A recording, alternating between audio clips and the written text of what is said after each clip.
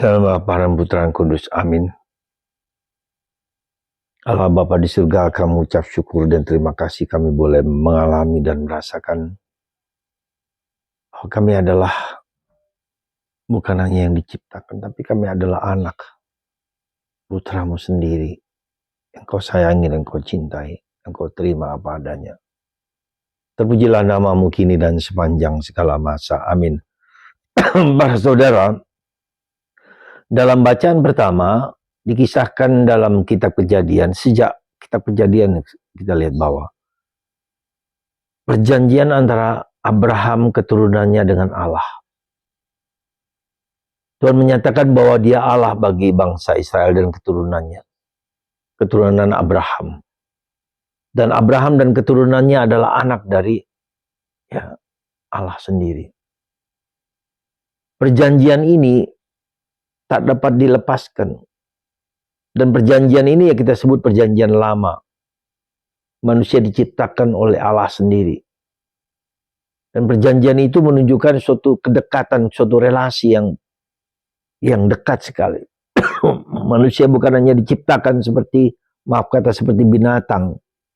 Tapi lebih daripada itu.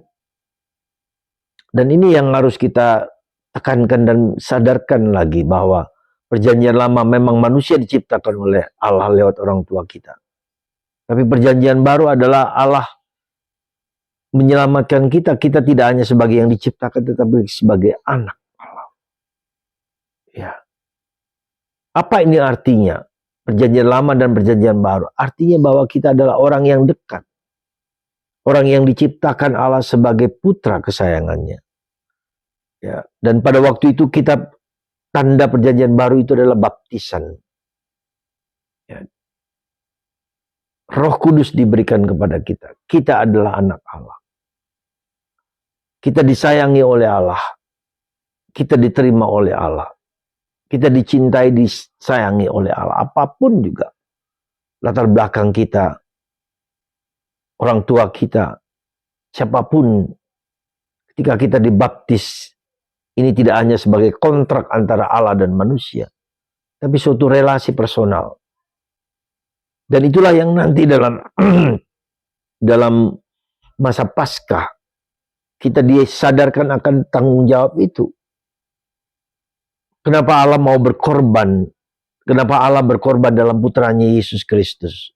Menderita wafat. Ya, supaya kita diangkat ke tingkat yang lebih tinggi. Allah memulihkan manusia lama kita menjadi manusia baru.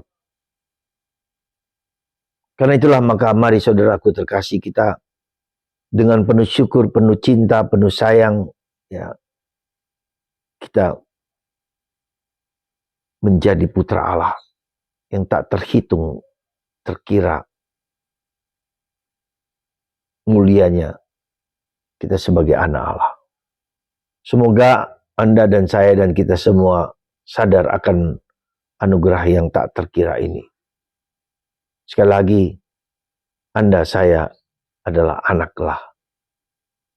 Dan itulah yang kita bisa katakan bahwa Yesus berkorban untuk kita. Bahwa Yesus sungguh-sungguh menyatakan bahwa dirinya adalah putra Allah, anak kesayangan Allah, yang sudah ada sebelum Abraham. Ya. Sebelum Abraham bahkan bersama Allah. Dan kita bisa melihat sekali lagi Yesus membaharui janji itu. Membaharui janji antara Allah dan manusia. Kita adalah anak, Anda, saya, kita semua. Karena sebagai anak maka kita harus seperti Kristus. Yesus adalah anaknya, anak dari Bapa yang penuh kasih sayang. Semoga kita sungguh-sungguh bekerja dan berusaha dan mempersembahkan diri kita sebagai anak Allah. Dengan mempersembahkan hidup kita, kita dimuliakan, diberkati, diberi rahmat berlimpah, dan bertindak sebagai putra Allah seperti Yesus. Kita tidak hanya mewartakan proclaiming the good news about Jesus. Kita tidak hanya mewartakan kabar gembira tentang Yesus, tapi kita juga adalah menjadi to be like Jesus, menjadi seperti Yesus. Yesus, kesaksian tentang Yesus ini berasal dari Bapa. Yesus mengatakan, kalau kesaksian dari diriku sendiri, maka aku bohong.